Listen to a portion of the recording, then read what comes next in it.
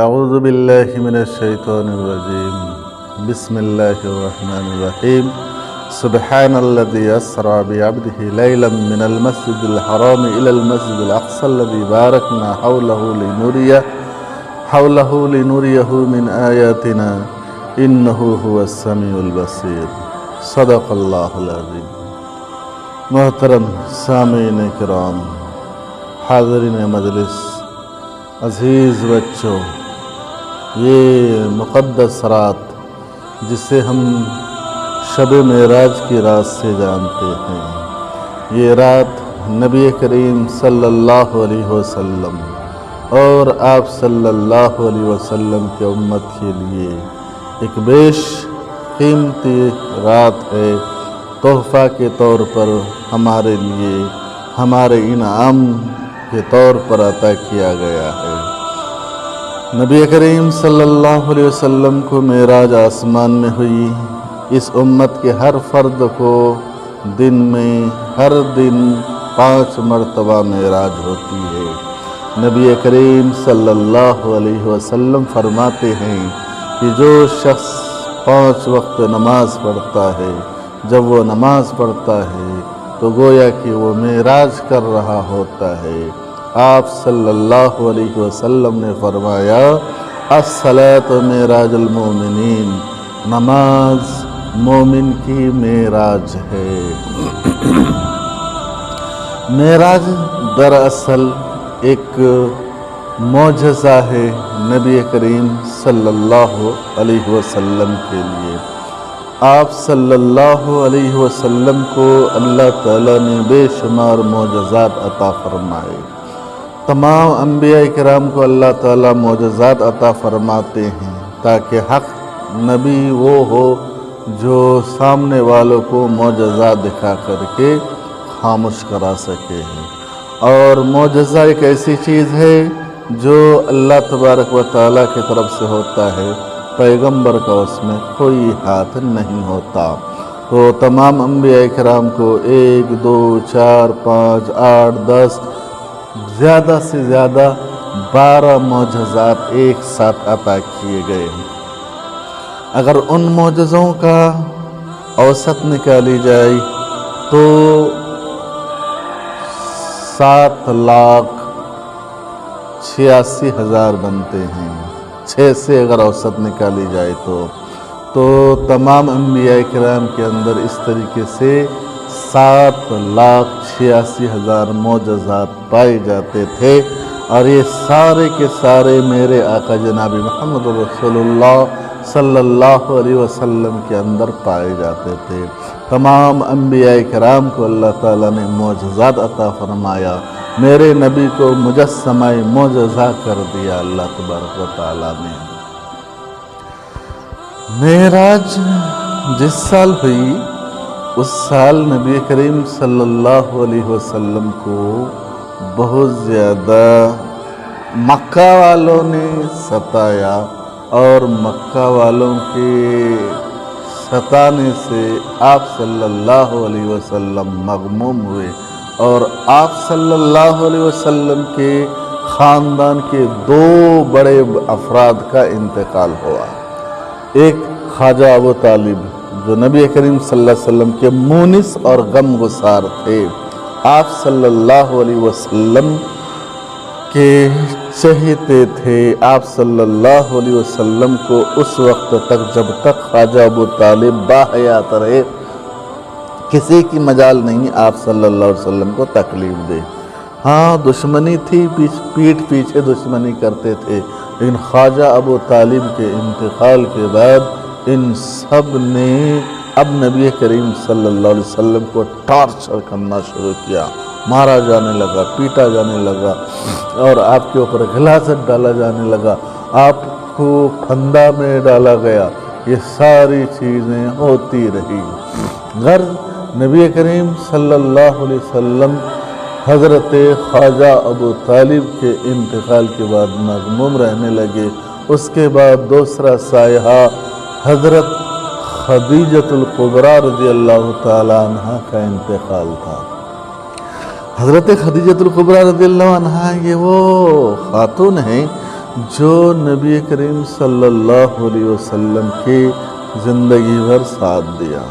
آپ صلی اللہ علیہ وسلم کے ساتھ حضرت خواجہ ابو طالب جس طریقے سے دوستی نبھایا، جس طریقے سے رشتہ داری نبھایا، اسی طریقے سے حضرت خدیجۃ الکبریٰ رضی اللہ تعالی عنہا بھی آپ صلی اللہ علیہ وسلم کے ساتھ رشتہ نبھایا. حضرت خدیجۃ الکبریٰ رضی اللہ تعالی عنہا جب تک باحیات رہی، آپ صلی اللہ علیہ وسلم پر سب کچھ نثار کرتے رہی.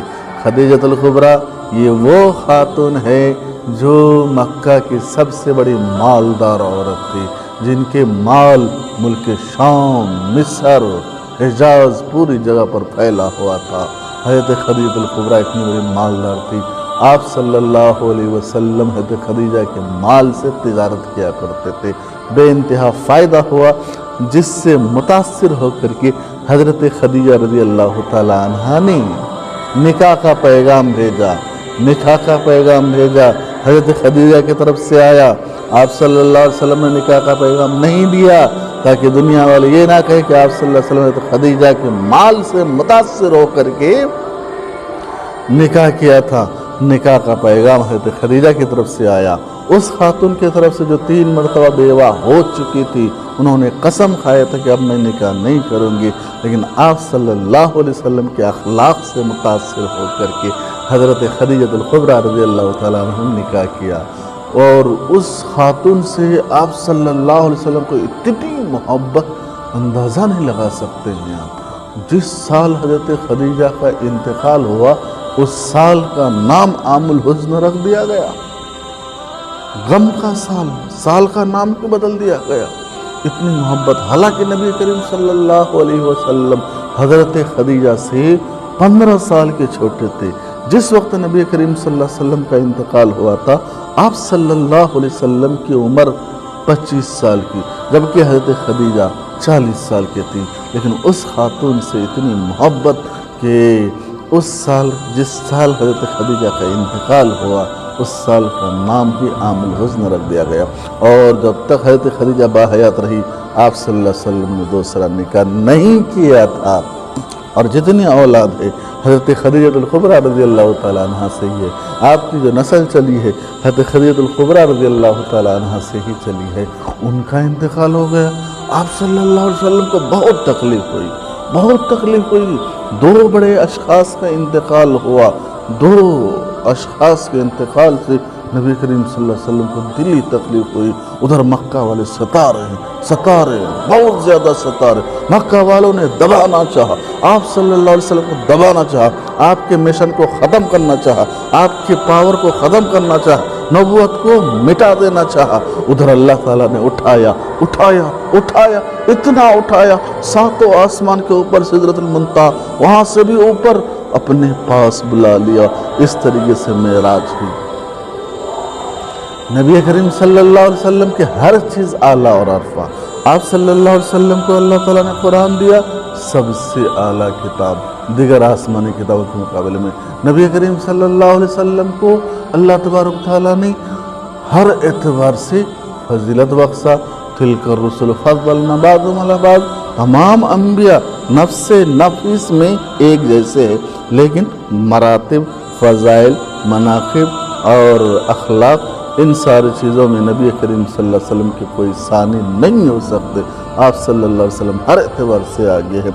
آپ صلی اللہ علیہ وسلم قیامت کے دن جب اٹھیں گے تو خود فرماتے ہیں کہ کچھ نبی ایسے ہوں گے جن کے ساتھ لاکھوں ان کے امتی ہوں گے، کچھ نبی ایسے ہوں گے جن کے ساتھ ہزاروں ہوں گے، کچھ نبی ایسے ہوں گے جن کے ساتھ سینکڑوں امتی ہوں گے، کچھ نبی ایسے ہوں گے جن کے ساتھ ایک بھی ان کے امتی نہیں ہوں گے. میں تنہا ہوں گا، میں واحد اکیلا ہوں گا. میں جدھر بھی نظر کروں گا امت کے سروں کی ٹھاٹ مارتا ہوا نظر آئے گا. پورا پچھم اتر دکن جدھر دیکھوں گا میری امت ہی امت ہوں گی.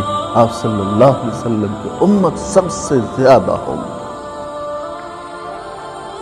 آپ کے اخلاق، آپ کے عادات، آپ کے اطوار اللہ تعالیٰ نے قرآن کریم میں بیان کیا ہے. والنجم اذا هوى ما ضل صاحبكم وما غوى وما ينطق عن الهوى ان هو الا وحي يوحى علمه شديد القوى ذو مرة فاستوى وهو بالافق الاعلى ثم دنا فتدلى فكان قاب قوسين او ادنى فأوحى إلى عبده ما أوحى ما كذب الفؤاد ما رأى.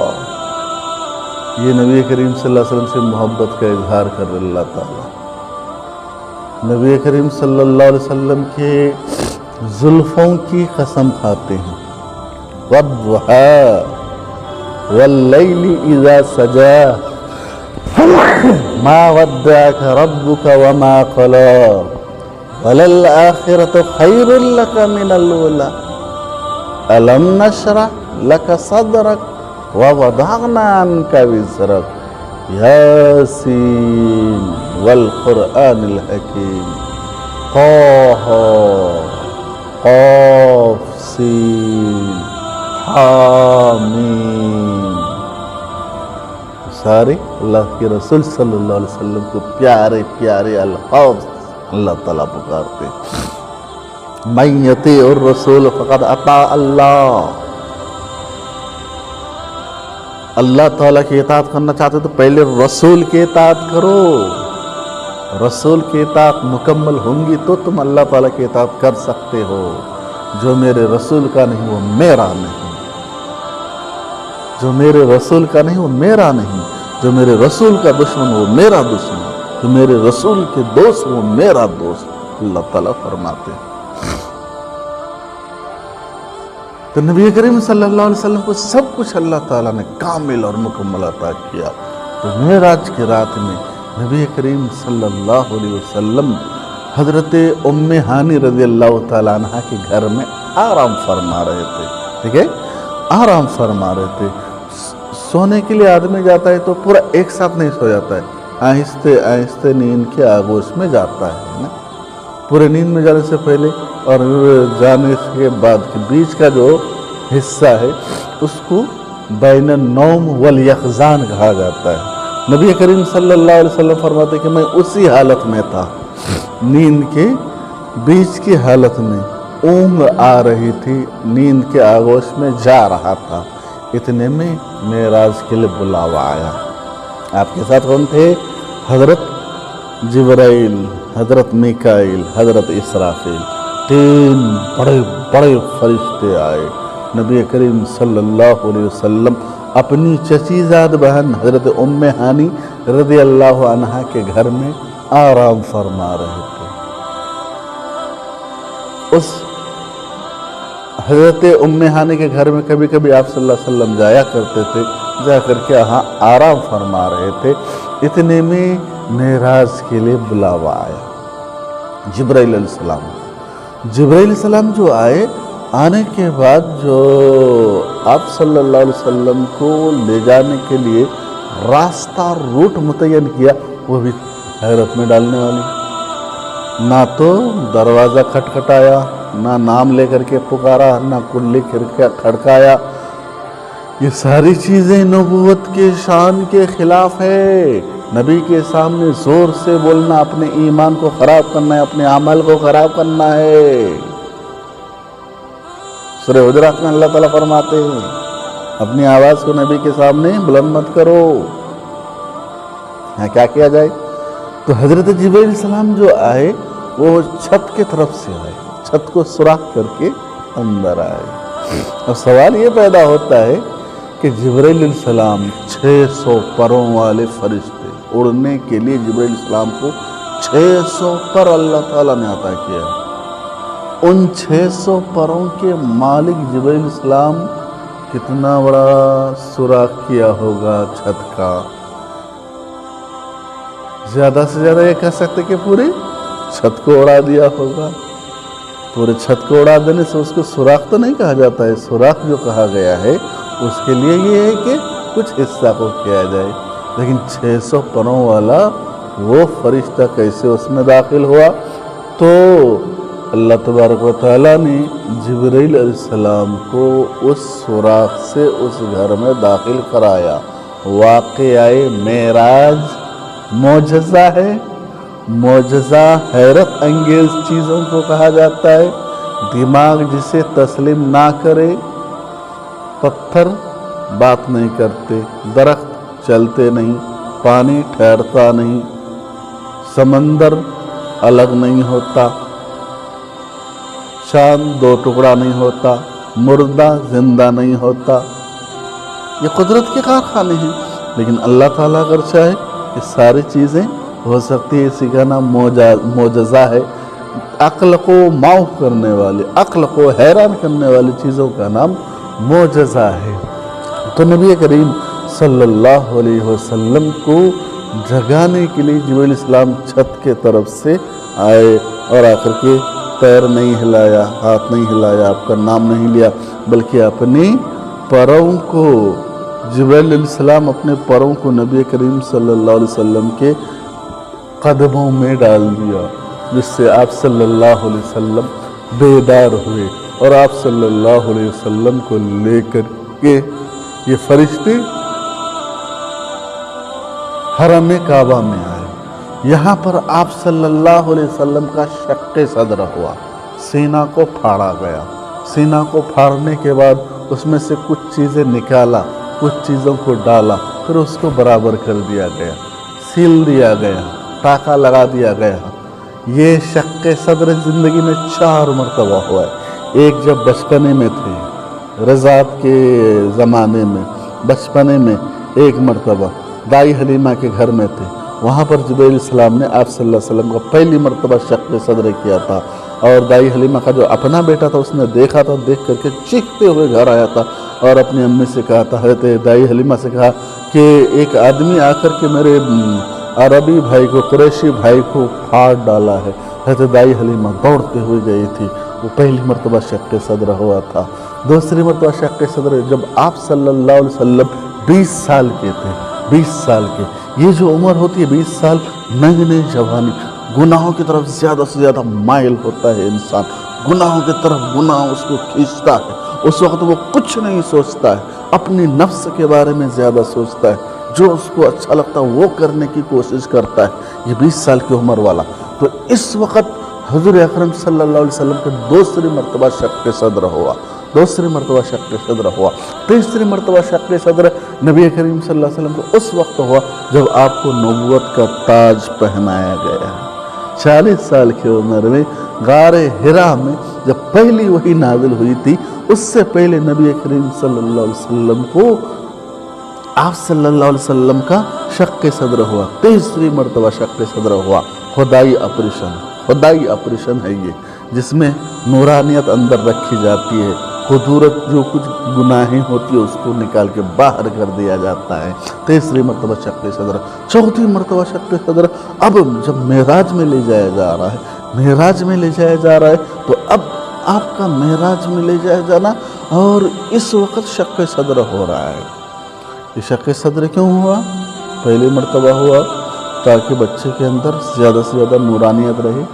दूसरी मरतबा 20 साल की उम्र में हुआ ताकि गुनाहों से बचता रहे।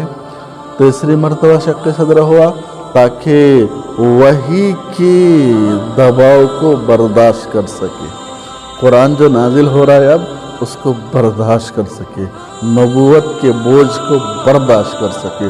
चौथी मरतबा शक्के सदर इसलिए हुआ ताकि अल्लाह ताला को देख सके, अल्लाह को देखने के पावर आया चौथी मरतबा शक्के सदर देखने से, और सातों आसमान के ऊपर जाने की पावर, ताकत, इसकी वजह से चौथी मरतबा शक्के सदर हुआ। आपका शक्के सदर होने के बाद अब आप सल्लल्लाहु अलैहि वसल्लम को वहाँ से ले जाया जाना शुरू हुआ। आपके सामने बुराक लाया गया। बुराक ये वो सवारी है जो बहुत ज़्यादा तेज़, बर्क़ से जिसकी रफ्तार हो, बर्क़ बिजली की जैसे उनकी रफ्तार है। नबी करीम सल्लल्लाहु अलैहि वसल्लम फरमाते हैं कि बुराक के जो एक कदम था, ताहद्द निगाह, आपकी निगाह जहाँ तक काम करती वहाँ तक एक कदम, ایک قدم براق اتنا تیز تھا. بعض حضرات نے براق کو برق سے تشبیہ دیا ہے. برق کے معنی بجلی. بجلی کی جو رفتار ہے 1,70,000 یا 80,000 میل. 1,80,000 میل فی سیکنڈ. ایک سیکنڈ میں برق کی جو رفتار ہے 1,80,000 میل. میل کلومیٹر سے زیادہ ہوتا ہے. اب آپ اندازہ کر سکتے ہیں کتنا تیز وہ برق براق تھا. اب آپ صلی اللہ علیہ وسلم کو وہاں سے لے جانا شروع کیا گیا. معراج کا ایک پہلا حصہ شروع ہو رہا ہے. 2 حصہ ہے. پہلا حصہ مکہ سے مسجد حرام سے مسجد اقصی. سبحان الذی اسری بعبدہ لیلا من المسجد الحرام الی المسجد الاقصی. اس کا نام ہے، پہلے حصے کا نام ہے، پہلے حصے کو سیر کہا جاتا ہے. یہ دنیاوی زندگی سے اس کا تعلق ہے. مسجد حرام میں بھی دنیا ہے، دنیا میں ہے، اور مسجد اقصی بھی دنیا میں ہی ہے، تو اس کا تعلق دنیا سے ہے. اب آپ صلی اللہ علیہ وسلم کو لے جانا شروع کیا گیا. ایک مقام آئے جو بہت زیادہ درختیں تھے. آپ صلی اللہ علیہ وسلم کو جبرائیل علیہ السلام نے فرمایا یہاں پر آپ نماز پڑھیے 2 رکعت. پھر بعد میں بتایا یہ وہ جگہ ہے جہاں پر آپ کو ہجرت کر کے آنا ہے. پھر آپ صلی اللہ علیہ وسلم آگے چلے. ایک مقام آیا جہاں پر آپ صلی اللہ علیہ وسلم کو نبی کریم صلی اللہ علیہ وسلم کو حضرت جبریل نے کہا کہ یہاں پہ نماز پڑھیے. یہ مقدس مقام ہے، کوہ طور ہے، طور سینا ہے. یہاں پر جب حضرت موسیٰ علیہ السلام اللہ تعالیٰ سے بات کیا کرتے تھے. اور ایک مقام آیا بتایا کہ یہاں پر بھی نماز پڑھیے، یہاں پر عیسیٰ علیہ السلام پیدا ہوئے تھے. ایک اور مقام پر گئے، ایک بوڑھا آدمی آپ کو آواز دیا. جبرائیل علیہ السلام نے فرمایا کہ آگے چلے، اس کی جواب مت دیجیے. آگے اور چلے، ایک عورت، بوڑھی عورت نے آپ صلی اللہ علیہ وسلم کو آواز دیا. حضرت جبرائیل علیہ السلام نے فرمایا کہ اس کی بھی جواب مت دیجیے اور آگے چلیے. بوڑھی عورت جو آواز دے رہی تھی اس کے جواب مت دیجیے، آگے چلیے. پھر جبرائیل علیہ السلام نے بتایا وہ بوڑھا مرد جو آپ کو آواز دے رہا تھا وہ دنیا ہے، دنیا ہے. بوڑھی عورت جو آپ کو آواز دے رہی تھی وہ شیطان ہے. یہ آپ کو اپنے طرف مائل کرنا چاہ رہے تھے. آپ صلی اللہ علیہ وسلم کو وہاں سے لے جایا جانا شروع کیا گیا. اور پہلا پڑاؤ بیت المقدس اب سامنے. بیت المقدس کے پاس آپ صلی اللہ علیہ وسلم کو اتارا گیا. جبرائیل علیہ السلام نے انگلی سے ایک پتھر کو سوراخ کیا. آپ صلی اللہ علیہ وسلم کو براق کو اس میں باندھ دیا. جبرائیل علیہ السلام نے براق کو کیوں باندھا؟ کیا براق بھاگنے والا تھا؟ اس براق کو تو اللہ تعالیٰ نے اسی لیے پیدا کیا تھا. کیوں باندھا؟ امت کے لیے درس، امت کے لیے سبق ہے. اپنی کوشش کرنے کے بعد اللہ پر بھروسہ کرنا. تمہارے اوپر جو ذمہ داری ہے اس کو پورا کرنے کے بعد اللہ پر بھروسہ کرنا. اس سے پہلے اللہ پر بھروسہ مت کرنا. تمہارے اسباب کو پورا کرنے کے بعد، اسباب کو اختیار کرنے کے بعد اللہ تعالیٰ پر بھروسہ کرنا. اگر چاہتے تو چھوڑ کے جا سکتے تھے. اب نبی کریم صلی اللہ علیہ وسلم کو اندر لے جایا گیا، پکڑ کر کے اندر لے جایا گیا. اندر کی جو حالت ہے آپ صلی اللہ علیہ وسلم دیکھ کر کے تعجب کرنے لگے. پوری مسجد اقصی بھری ہوئی ہے، پوری مسجد اقصی بھری ہوئی ہے. تمام وہاں پر انبیاء کرام، آدم علیہ السلام سے لے کر کے حضرت عیسیٰ علیہ السلام تک سارے انبیاء کرام وہاں پہ موجود ہیں. حضرت اسرافیل اذان دیے، جبرائیل علیہ السلام نے اقامت کہی. سب کھڑے تھے. نبی کریم صلی اللہ علیہ وسلم فرماتے ہیں کہ ہم اس میں سوچ فکر میں تھے کہ امامت کون کرے گا، امامت کون کرے گا. حضرت جبرائیل علیہ السلام نے میرے ہاتھ کو پکڑ کر کے جائے نماز میں، مصلی میں، امام کے مصلی میں آگے کر دیا کہ آپ نماز پڑھائیے. بیت المقدس یہ وہ مقام ہے جہاں پر نبی کریم صلی اللہ علیہ وسلم کو امام الانبیاء بنایا گیا. ٹھیک ہے، یہیں سے آپ صلی اللہ علیہ وسلم کو امام الانبیاء کا خطاب ملا، تمام انبیاء کے امام، تمام انبیاء کو آپ نے نماز پڑھایا، اور تمام انبیاء کو نماز پڑھا کے آپ صلی اللہ علیہ وسلم امام الانبیاء بن گئے۔ آپ صلی اللہ علیہ وسلم نے نماز پڑھایا، نماز پڑھانے کے بعد اچھا اس نماز میں انبیاء کرام کے ساتھ ساتھ دیگر فرشتے بھی تھے، بہت سارے فرشتے بھی تھے۔ پھر نبی کریم صلی اللہ علیہ وسلم کے سفر کا یہ پہلا پڑاؤ ختم ہوا، سیر۔ اب وہاں سے اسرا شروع ہو رہا ہے، پہلا پڑاؤ ختم ہو رہا ہے، معراج اب وہاں سے شروع ہو رہا ہے۔ سوال یہ پیدا ہوتا ہے کہ معراج نبی کریم صلی اللہ علیہ وسلم کو مکہ سے ڈائریکٹ بھی ہو سکتا تھا نا، ہو سکتا تھا نا، مکہ سے کیوں نہیں کیا؟ یہ بیت المقدس کیوں لایا گیا؟ بیت المقدس کی مسافت مکہ سے بیت المقدس اس دور میں 40 دن لگتا تھا سفر کر کے جانے میں، 40 دن میں سفر ہوتا، مکمل ہوتا تھا سفر۔ 40 دن آدمی سفر کرے، کیا اس کی حالت ہوگی آپ اندازہ لگائیے۔ اتنا لمبا، اگرچہ براق میں لایا گیا لیکن اتنا لمبا یہاں پر کیوں لایا گیا؟ اس سے جواب خود اللہ تعالیٰ نے قرآن کریم میں دیا۔ سبحان الذی اسری بعبدہ لیلا من المسجد الحرام الی المسجد الاقصی الذی بارکنا حولہ۔ مسجد اقصی ہم نے کیوں لایا؟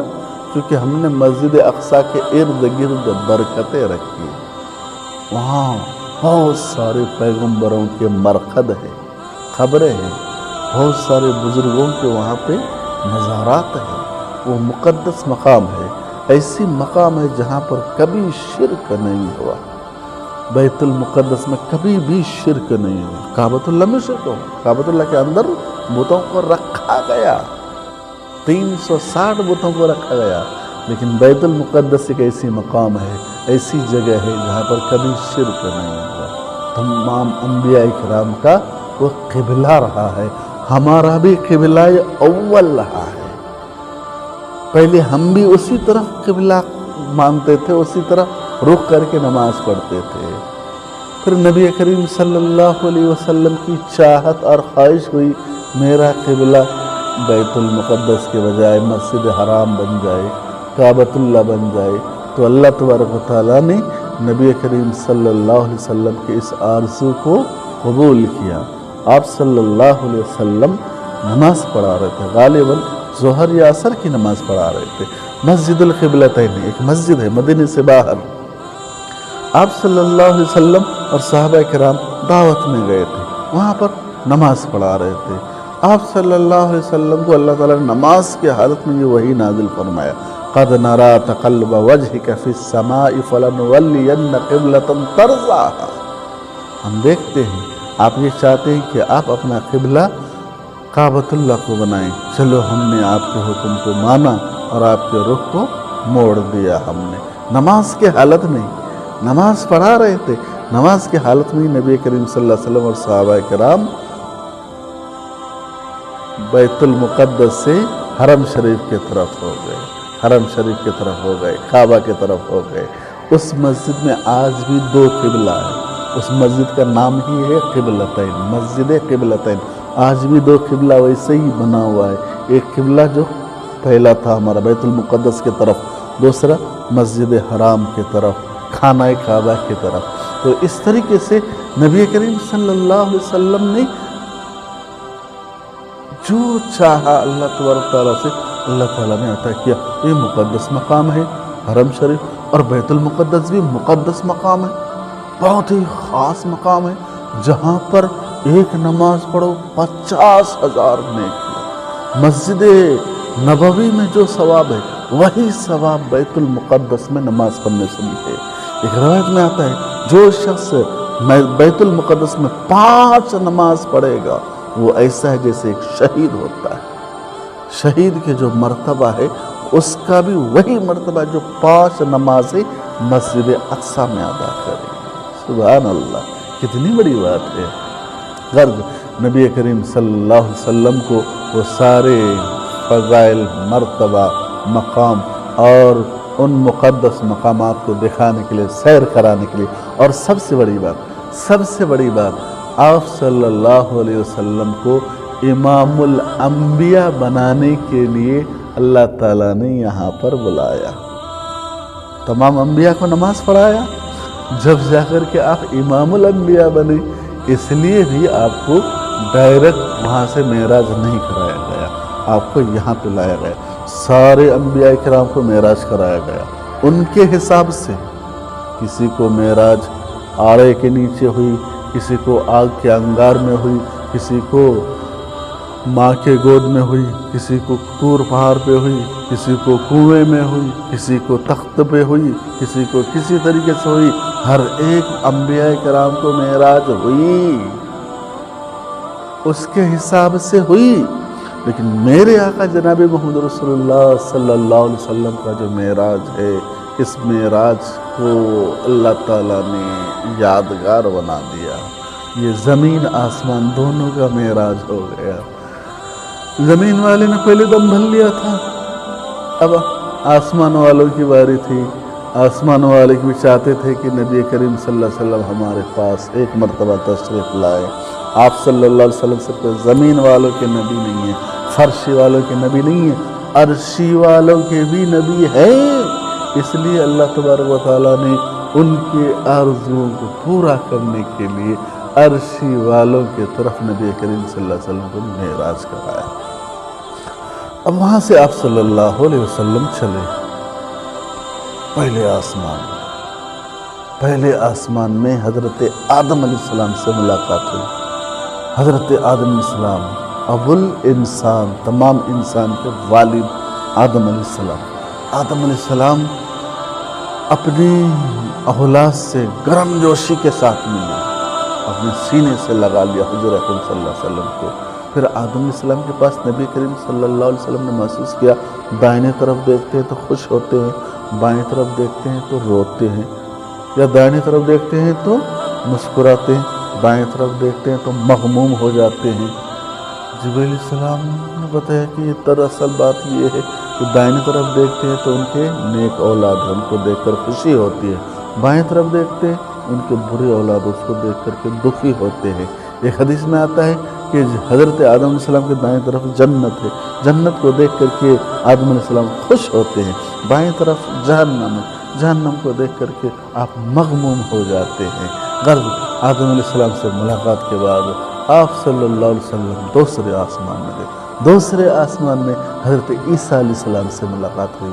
عیسیٰ علیہ السلام یہ وہ پیغمبر ہے جو نبی کریم صلی اللہ علیہ وسلم کے زمانے کے قریب ہے، سب سے قریب۔ خود نبی کریم صلی اللہ علیہ وسلم فرماتے ہیں میں اور عیسیٰ ہم دونوں بہت زیادہ قریب ہیں۔ حضرت عیسیٰ علیہ السلام آپ صلی اللہ علیہ وسلم دونوں کے بیچ میں اور دوسرا کوئی پیغمبر نہیں آئے۔ عیسیٰ علیہ السلام کے انتقال کے 470 سال کے بعد، 473 سال کے بعد آپ صلی اللہ علیہ وسلم کا مولود ہوا، آپ صلی اللہ علیہ وسلم پیدا ہوئے 473 سال کے بعد۔ اس بیچ میں کوئی نبی نہیں ہے، تو یہ دونوں قریب ترین ہوئے۔ عیسیٰ علیہ السلام سے ملاقات ہوئی دوسرے آسمان میں۔ تیسرے آسمان میں گئے، تیسرے آسمان میں حضرت یوسف علیہ السلام سے ملاقات ہوئی۔ یوسف علیہ السلام دنیا کے سب سے حسین خوبصورت انسان، یوسف علیہ السلام سے ملاقات ہوئی۔ چوتھے آسمان میں گئے، چوتھے آسمان میں حضرت ادریس علیہ السلام سے ملاقات ہوئی۔ پانچویں آسمان میں حضرت ہارون علیہ السلام سے ملاقات ہوئی، موسیٰ علیہ السلام کے بھائی ہارون علیہ السلام سے ملاقات ہوئی۔ چھٹے آسمان میں حضرت موسیٰ علیہ السلام سے ملاقات ہوئی، موسیٰ علیہ السلام۔ ساتویں آخری آسمان میں جس شخص سے ملاقات ہوئی، یہ شخص بہت ہی خاص، امپورٹنٹ، VIP، نبی کریم صلی اللہ علیہ وسلم کے انہی کے نسل سے حضرت ابراہیم علیہ السلام۔ ابراہیم علیہ السلام آپ صلی اللہ علیہ وسلم کے جد امجد۔ ابراہیم علیہ السلام بیت معمور میں ٹیک لگا کر کے بیٹھے ہوئے ہیں۔ بیت معمور یہ وہ مقام ہے جو بالکل قبلہ کے اوپر، کعبۃ اللہ کے اوپر بنایا گیا ہے۔ علماء نے مثال دینے کے لیے سمجھایا ہے، اگر وہاں سے چھوٹ جائے، نیچے گرے تو کعبۃ اللہ کے اوپر آ کے گرے۔ بیت معمور یہ وہ مقام ہے جہاں پر فرشتے ہمیشہ طواف کرتے ہیں۔ دنیا میں تو کعبۃ اللہ کی طواف ہوتی ہے، آسمان میں 7ویں آسمان میں بیت معمور کے فرشتے طواف کرتے ہیں۔ 70,000 فرشتے آج جو طواف کر لیا، قیامت تو اس کو باری نہیں آئے گی، اب وہ طواف نہیں کرے گا، اب دوسرے طواف کریں گے۔ غرض اس طریقے سے ابراہیم علیہ السلام اپنے پوترے کو دیکھ کر کے بہت خوش ہوئے، آپ صلی اللہ علیہ وسلم کو دیکھ کے بہت خوش ہوئے، اور آپ صلی اللہ علیہ وسلم حضرت ابراہیم کے دعاؤں کے ثمرہ ہے، سمجھ رہے نا؟ ابراہیم علیہ السلام کے دعاؤں کا ثمرہ ہے آپ صلی اللہ علیہ وسلم۔ یاد کیجئے قرآن کی آیت، ابراہیم علیہ السلام کو اللہ تعالیٰ نے حکم دیا کہ کعبۃ اللہ تعمیر کرو، خانہ خدا بناؤ۔ ابراہیم علیہ السلام اپنے ہاتھوں سے، ابراہیم علیہ السلام اسماعیل علیہ السلام دونوں باپ بیٹے مل کر کے خانہ کعبہ تعمیر کر رہے تھے، اور وہ کام بھی چل رہا تھا۔ ابراہیم علیہ السلام کی زبان سے ایک دعا جاری تھی، ربنا وابعث فیہم رسولا منہم یتلو علیہم آیاتک ویعلمہم الکتاب والحکمہ۔ یہ دعا بھی کرتے جا رہے تھے ابراہیم علیہ السلام، مولا یہ تو گھر بنا دے رہا ہوں، اور یہاں ابھی آبادی نہیں ہے، آبادی ہوں گی، انہی میں سے ایک رسول بھیجنا جو تیری آیتوں کی تلاوت کرے، انہیں اچھائی کی طرف لے جائے، ان کے اندر سے برائیوں کو دور کرے، لوگوں کے اندر سے برائیوں کو ختم کرے۔ ایسے ہی ایک پیغمبر یہاں سے ضرور پیدا کرنا۔ ابراہیم علیہ السلام کی اس دعا کو اللہ تعالیٰ نے قبول کیا، اور نبی کریم صلی اللہ علیہ وسلم اسی کے نسل سے پیدا فرمایا۔ بنی اسرائیل، اسماعیل، حضرت ابراہیم علیہ السلام کے دو بیٹے، اسحاق علیہ السلام، اسماعیل علیہ السلام۔ اسحاق علیہ السلام کے اولاد کو بنی اسرائیل کہا جاتا ہے، اسماعیل علیہ السلام کے اولاد کو بنی اسماعیل کہا جاتا ہے۔ اسحاق علیہ السلام کے اولاد میں سے ہزاروں پیغمبر پیدا ہوئے، 5,500 قریب 5,500 یا اس سے زیادہ پیغمبر پیدا ہوئے، اور اسماعیل علیہ السلام کے اولاد سے صرف ایک پیغمبر پیدا ہوئے، اور پورے پیغمبروں پر 1,24,000 پیغمبروں پر بھاری پڑ گئے۔ وہ میرے اور آپ کے آقا جناب محمد رسول اللہ صلی اللہ علیہ وسلم ہے۔ تو اپنے والد سے ملے، جد امجد سے ملے، خوش ہو گئے۔ اس کے بعد وہاں سے جبرائیل علیہ السلام آپ صلی اللہ علیہ وسلم کو لے کر کے اور اوپر گئے سدرۃ المنتہا۔ یہ جبرائیل علیہ السلام کا مقام ہے، جبرائیل علیہ السلام سدرۃ المنتہا میں رہتے ہیں۔ ایک بیڑ کا جھاڑ ہے، جھاڑ کے اوپر، اس درخت کے اوپر حضرت جبرائیل علیہ السلام رہتے ہیں۔ چلو آگے، نہیں میں یہاں سے آگے نہیں جا سکتا، میں یہاں سے آگے ایک بال کے برابر آگے بڑھا جل کر کے راکھ ہو جاؤں گا، اللہ کی تجلی کو میں برداشت نہیں کر سکتا۔ اب وہاں سے جبرائیل علیہ السلام بھی ساتھ چھوڑ دیے، نبی کریم صلی اللہ علیہ وسلم تنہا اکیلے وہاں سے چلے، اور چلے عرش کے پاس پہنچے۔ ایسا مقام، ایسا منظر دیکھا، دیکھتے ہی یہ دیکھتے رہ گیا، ایسا ہی دیکھتے رہ گیا۔ ما زاغ البصر وما طغى، پلکوں نے بھی نہیں بل جھپکا، بلکہ دیکھتا ہی رہ گیا۔ اللہ کے درمیان، آپ صلی اللہ علیہ وسلم کے درمیان کوئی پردہ نہیں تھا، خدا کی قسم کوئی پردہ نہیں تھا۔ وہاں تھے صرف اللہ، محب تھے یا محبوب تھے، یہی دونوں تھے۔ ان دونوں کے درمیان کچھ راز و نیاز کی باتیں ہوئی، اللہ اور رسول کے درمیان کچھ راز و نیاز کی باتیں ہوئی۔ ان باتوں کو ہونے کے بعد اللہ کے رسول صلی اللہ علیہ وسلم نے اپنی امت کی یاد جو آپ کو آئی، اپنی امت کے فریادی بن کر کے اللہ کے پاس گئے تھے، وہ فریادی آپ صلی اللہ علیہ وسلم نے اللہ کے سامنے رکھ دیا۔ مولا التحیات الصلوات الطیبات، مولا میری مالی عبادت، قولی عبادت، بدنی عبادت، قولی عبادت، بدنی عبادت، مالی عبادت، یہ 3 عبادتیں میں آپ کے سامنے پیش کرتا ہوں، اس کو قبول کیجیے۔ میری اور میری امت کی قولی عبادت، بدنی عبادت، مالی عبادت، التحیات، الصلاوات، الطیبات، یہ 3 بول اللہ کے رسول صلی اللہ علیہ وسلم نے اللہ تعالیٰ کو سنایا. اس کو قبول کیجیے. لیکن میں قربان جاؤں اللہ پر، اللہ کے رسول پر. اب وہاں جو منظر ہے وہ منظر خطرناک ہے. منظر کا جو مقام و مرتبہ ہے وہ اب اس دیکھنے میں مزہ. اللہ تعالیٰ کی طرف سے سلام آ رہا ہے. السلام علیکہ ایہا النبی، اے نبی السلام علیکم. سلام کون کر رہا ہے؟ اللہ تعالیٰ نبی کو. چھوٹوں کے ادب کا، تہذیب کا تقاضا یہ ہے کہ چھوٹے بڑوں کو سلام کرے، یہی تقاضا ہے. لیکن یہاں پر معاملہ الٹا ہے. سلام اللہ تعالیٰ کر رہا ہے، اپنے رسول کو سلام کر رہا ہے. السلام علیکہ ایہا النبی ورحمۃ اللہ وبرکاتہ.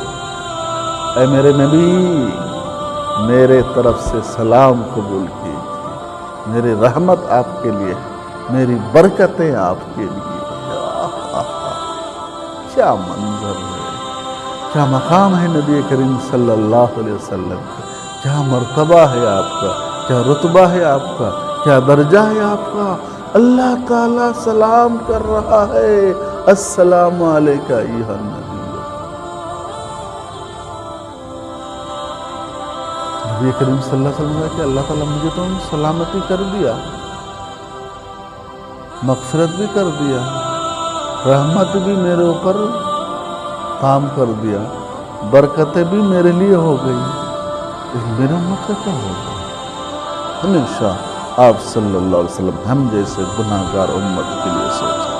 کبھی حسن حسین کے لیے نہیں سوچا، کبھی عائشہ زینب فاطمہ کے لیے نہیں سوچا، کبھی اپنے ازواج کے لیے نہیں سوچا، کبھی اپنے رشتہ داروں کے لیے نہیں سوچا. ہمیشہ ہم جیسے گناہ گاروں کے لیے، امت کے لیے سوچا. امتی امتی امتی امتی ہمیشہ ایک ہے. انتقال کے وقت، عین انتقال کے وقت، اس وقت بھی نبی کریم صلی اللہ علیہ وسلم فرما رہے ہیں جبرائیل میرے بعد میری امت کا کیا ہوگا؟ اللہ سے پوچھ کے آؤ. اسرائیل روح نکالنے سے پہلے جاؤ، جا کر کے پوچھ کے آؤ میرے بعد میری امت کا کیا ہوگا. قیامت کے دن جب تمام انبیاء کرام نفسی نفسی کر رہے ہوں گے، ہر ایک نفسی نفسی کر رہے ہیں، میرا کیا ہوگا، میرا کیا ہوگا، میرا کیا ہوگا، میرا کیا ہوگا. آدم علیہ السلام نفسی نفسی کر رہے ہوں گے، داؤد علیہ السلام نفسی نفسی کر رہے ہوں گے. ابراہیم علیہ السلام کہیں گے میں اللہ اپنی اولاد کی تم سے سوال نہیں کرتا. عیسیٰ علیہ السلام کہیں گے اللہ میں اپنی والدہ کا سوال نہیں کرتا. موسیٰ علیہ السلام کہیں گے میں اپنے بھائی کا سوال نہیں کرتا.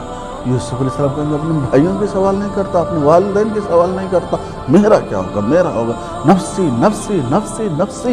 قیامت کے دن سارے انبیاء جب نفسی نفسی کر رہے ہوں گے، وہاں پر بھی میرے اور آپ کے آقا جناب محمد رسول اللہ صلی اللہ علیہ وسلم کہیں گے یا رب امتی، یا رب امتی. اے اللہ میری امت کا کیا ہوگا، میری امت کا کیا ہوگا. وہاں بھی صرف امتی امتی کر رہے ہوں گے.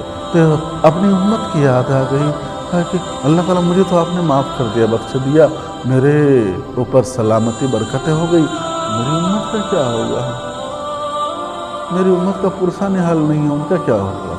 باقی جائے جو آپ کے اصول پر چلے گا، آپ کو جو مانے گا، میں اس کے سارے گناہوں کو معاف کر دوں گا. جو آپ کو دوست رکھے گا میرا وہ دوست ہوگا. جو آپ سے محبت کرے گا میں اس سے محبت کروں گا. جو آپ سے نفرت کرے گا میں اس سے نفرت کروں گا. جائیے. تو نبی کریم صلی اللہ علیہ وسلم کے امتی کو یہ بھی بیان دیا گیا کہ وہ سمندر کے جھاگ کے برابر گناہ لے کر کے آئے اور صدق دل سے ایک مرتبہ توبہ کر لے، میں اس کے گناہوں کو معاف کر دوں گا، اس کے گناہوں کو معاف کر دوں گا. اور پھر نبی کریم صلی اللہ علیہ وسلم اللہ کو دیکھا، دیکھتا رہا، دیکھتا رہا. دیکھنے کے بعد پھر اللہ تعالیٰ نے تحفہ دیا. 50 وقت کی نماز، 50 وقت کی نماز، 6 مہینے کے روزے خوشی خوشی لے کر کے آپ صلی اللہ علیہ وسلم آ رہے ہیں. دوسرے آسمان پہ، چھٹے آسمان پہ حضرت موسیٰ علیہ السلام سے ملاقات ہوئی۔ موسیٰ علیہ السلام کہا کہ کیا ملا؟ آپ صلی اللہ علیہ وسلم خوشی خوشی کرنے لگے، 6 مہینے کے روزے ملے، 50 وقت کی نماز ملے۔ حضرت موسیٰ علیہ السلام نے کہا کہ جائیے واپس کریے، آپ کی امت ادا نہیں کر سکتی۔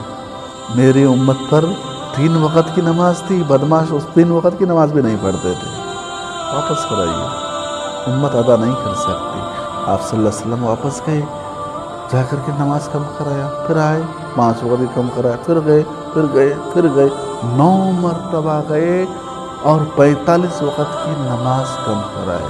آخر میں پھر موسیٰ علیہ السلام نے کہا اور کچھ کم کرائے۔ نبی کریم صلی اللہ علیہ وسلم نے کہا کہ اب نہیں جاؤں گا، شرم آتی ہے بار بار جانے میں، اور خدا نہ خواستہ گیا 5 کر کے کم ہو رہا ہے، یہ 5 بھی کم کر دیا تو میرے پاس کیا رہا، امت کو کیا لے کے دوں گا، اس لیے اب نہیں جاؤں گا۔ 5 وقت کی نماز اور 1 مہینے کے روزہ لے کر کے نبی کریم صلی اللہ علیہ وسلم دنیا کی طرف تشریف لائے۔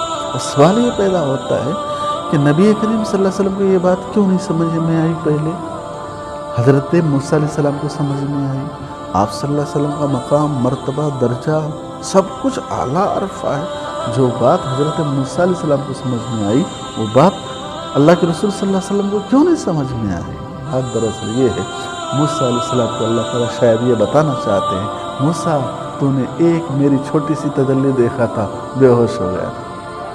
موسیٰ علیہ السلام نے کیا کہا تھا؟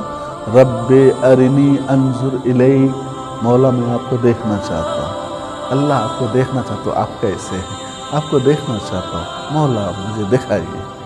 موسیٰ علیہ السلام کو اللہ تعالیٰ نے کیا فرمایا؟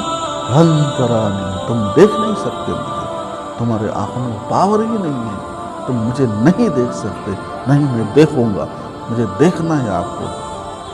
جلیل القدر پیغمبر تھے، زندی پیغمبر تھے حضرت موسیٰ علیہ السلام، بہت ہٹے کٹے تھے، ایک فائٹ میں قبطی کو مار ڈالا، اتنی طاقت تھی موسیٰ علیہ السلام کو، اللہ تعالیٰ نے اتنا طاقت عطا کیا تھا۔ تو اللہ تعالیٰ سے کہا کہ میں دیکھنا چاہتا ہوں آپ کو، دیکھوں گا میں۔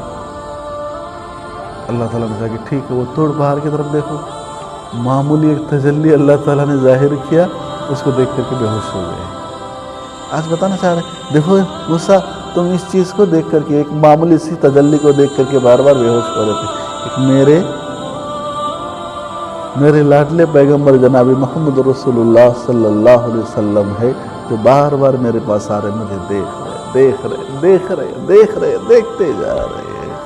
تو یہ نبی کریم صلی اللہ علیہ وسلم کی ذات ہے جو اللہ تعالیٰ کو آمنے سامنے دیکھا۔ اب نبی کریم صلی اللہ علیہ وسلم معراج کے تحفہ لے کر کے مکہ واپس آئے۔ سب سے پہلے یہ واقعہ حضرت ام ہانی، چچا جد بہن کو ام ہانی کو سنایا۔ حضرت ام ہانی کہنے لگے اللہ کے رسول، یہ واقعہ مشرکین مکہ کو مت بتائیے، ورنہ یہ لوگ آپ کی مذاق اڑائیں گے، ہمارا آپ پر ایمان ہے، آپ نے جو کہا، اللہ تعالیٰ نے جو کیا، ہمارا اس پر ایمان ہے، ایک نبی کے ساتھ اللہ تعالیٰ ایسا کر سکتا ہے، لیکن یہ لوگ نہیں مانیں گے۔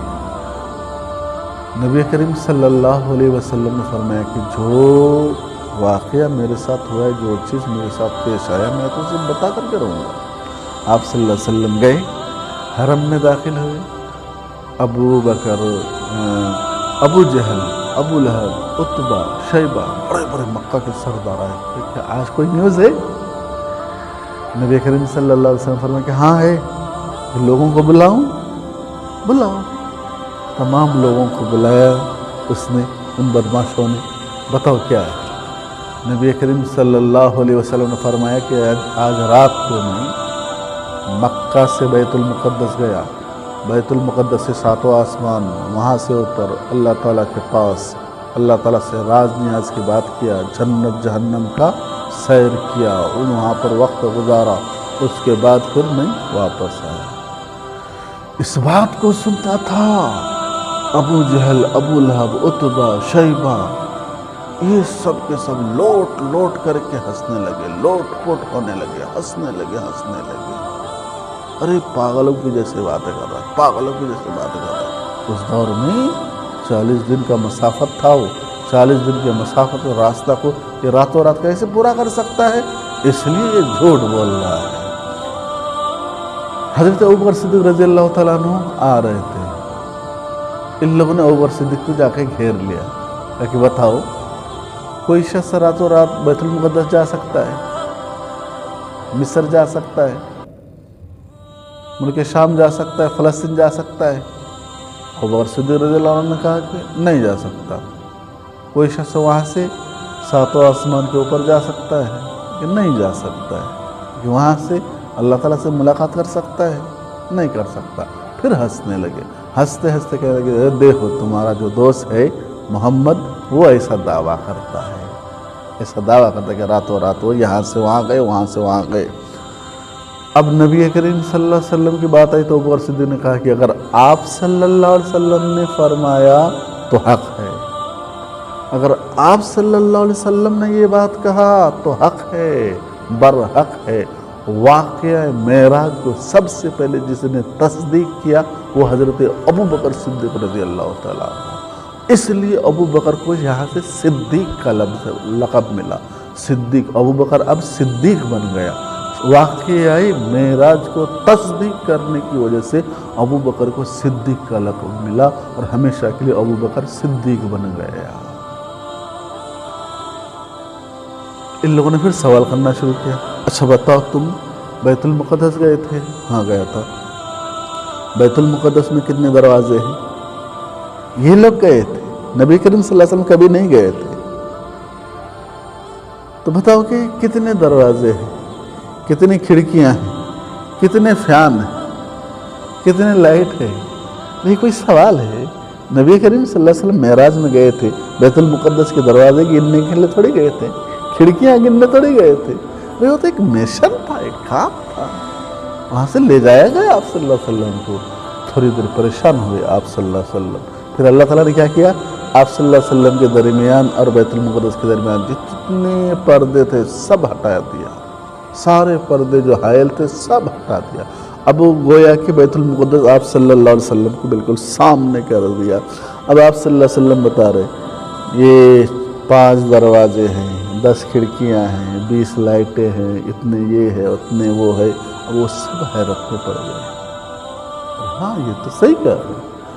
مزید آپ صلی اللہ علیہ وسلم نے فرمایا کہ دیکھو یاد رکھو وہاں پر میں جب آ رہا تھا تو ایک قافلہ کی اونٹ غائب ہو گیا تھا، میں بتایا کہ تمہارا اونٹ وہاں پہ ہے، اور یاد رکھو کہ قافلہ آ رہا ہے مکہ، قافلہ کے سامنے جو اونٹ ہے اس کے اوپر جو زین پڑا ہوا، گدریلے رنگ کا زین پڑا ہوا، دیکھ لو۔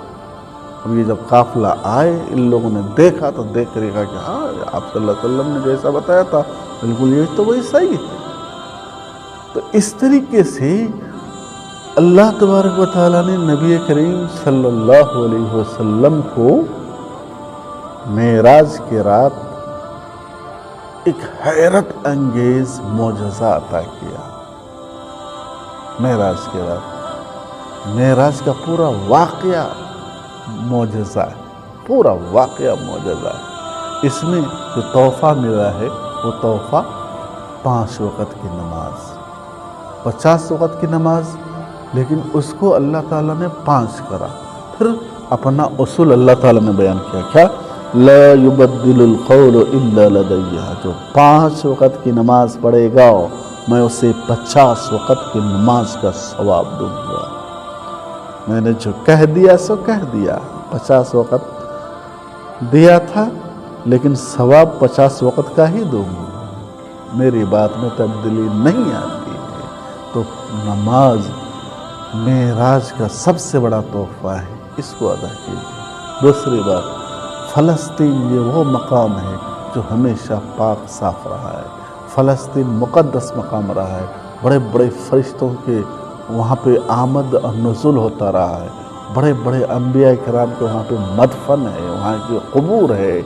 اس مقام کو آج تار تار کیا جا رہا ہے، بیت المقدس کے محافظین کو آج ستایا جا رہا ہے، لڑا جا رہا ہے۔ بیت المقدس کے محافظین کو 60 یا 70 ہزار فلسطینیوں کو اسرائیل نے مار دیا۔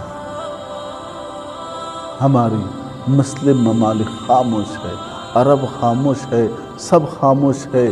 آج فلسطین تنہا پڑ گیا ہے، تنہائی کا اس کو احساس ہو رہا ہے۔ چھوٹے چھوٹے بچوں کو مارا، 20,000 سے زیادہ فلسطین کے بچوں کو مارا، عورتوں کو مارا، کتنے بچوں کو اس نے یتیم کر دیا، کتنی عورتوں کو بیوہ کر دیا، کتنے ماں باپ کو اپنی اولاد سے محروم کر دیا۔ یہ حالت ہو گئی فلسطین کی، اور ان سب کے ذمہ دار آج کے سعودی حکومت اور دبئی ہے۔ ان دونوں کی غلط پالیسیوں کی وجہ سے اسرائیل دندناتا پھر رہا ہے۔ عرب کا ابھی کا جو حکمراں ہے، سب سے گندا ذہن کا حکمران محمد ابن سلمان، سب سے گندا ذہن۔ اس نے عرب میں، سعودی عرب میں ہر گناہ کے چیز کو فروغ دیا۔ سنیما ہال وہاں کھول دیا، جوئے کے اڈے کھول دیا، شراب کے اس نے لائسنس دے دیا، اور عورتوں کی ڈرائیونگ کے لائسنس عام کر دیا۔ طرح طرح کے گناہوں کو اس نے بڑھاوا دیا ہے، اور کوئی نیک کام میں اس کا کوئی دخل نہیں ہے۔ یہاں پر فلسطین مارے جا رہے تھے، کاٹے جا رہے تھے، چلے جا رہے تھے، فلسطین ترس رہے تھے، ایک ایک دانہ کے لیے فلسطین ترس رہے تھے۔ اور یہاں پہ یہ دنیا کا سب سے بڑا ڈانس کمپٹیشن وہاں پہ رکھا، بڑے بڑے سنگروں کو بلا کر کے ڈانس کرا رہا تھا۔ یہ سب سے غلیظ ذہن، سب سے گندا ذہن کا کنگ ہے محمد ابن سلمان۔ اور یہ دبئی، یہ دونوں نے اگر اسرائیل کے دانہ پانی بند کر دے، اس کو تیل دینا بند کر دے، اسرائیل دیکھو کس طریقے سے گھٹنے پہ آ جاتے ہیں۔ لیکن یہ اس طریقے سے پٹھو بنے ہوئے، غلام بنے ہوئے، جس کی وجہ سے عرب کی وجہ سے، ان عرب ممالک کی وجہ سے، ان 57 مسلم ممالک کی وجہ سے فلسطین آج پیٹے جا رہے ہیں۔ فلسطین کا آج کوئی پرسان حال نہیں۔ آپ ان کے لیے دعا کیجیے، ہم ان کے لیے دعا کریں، ہم یہی ان کے لیے کر سکتے ہیں۔ ہمارے ہاتھ میں تو کچھ بھی نہیں ہے۔ یہ نبی کریم صلی اللہ علیہ وسلم کے، آپ صلی اللہ علیہ وسلم کے وہ مقام ہے کہ آپ صلی اللہ علیہ وسلم نے اس مقام پہ جا کر کے دعا کیا تھا، اور مقدس مقام ہے آپ صلی اللہ علیہ وسلم کا۔ معراج کی رات میں آپ صلی اللہ علیہ وسلم کا اسٹاپس تھا، وہ بیت المقدس پڑاؤ تھا آپ صلی اللہ علیہ وسلم کا۔ اس مقام پہ نماز پڑھنے سے بڑا فضیلت ہے۔ اس مقام کی بہت زیادہ فضیلت آئی ہے، قرآن میں ہے، حدیث میں ہے، احادیث میں بے شمار اس کے فضائل آئے ہیں۔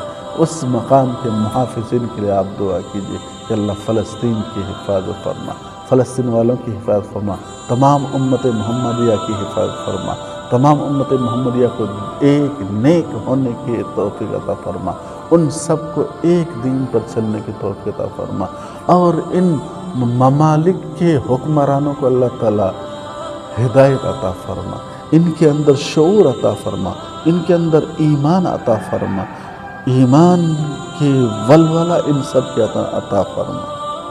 اللہ تبارک تعالیٰ فلسطین میں جتنے لوگ شہید ہوئے، ان سارے شہیدوں کے شہادت کو قبول فرما، ان کے شہادت کے طفیل میں فلسطین میں آزادی عطا فرما۔ فلسطین کو تہس نہس کرنے والے اسرائیل کو برباد کر دے، اسرائیل کو تہس نہس کر دے، اسرائیل کو صفائی ہستی سے مٹا دے۔ اسرائیل اس دنیا میں رہنے کے لائق نہیں ہے، اسرائیل کو اللہ تعالیٰ ختم فرما۔ تو اللہ تبارک و تعالیٰ ہماری دعاؤں کو قبول فرما، ہم سب کے آرزوؤں کو پورا فرما، آمین یا رب العالمین۔ وآخر دعوانا ان الحمد للہ رب العالمین۔ ربنا تقبل منا انك انت السميع العليم وتب علينا انك انت التواب الرحيم۔ ان الله وملائكته يصلون على النبي يا ايها الذين امنوا صلوا عليه وسلم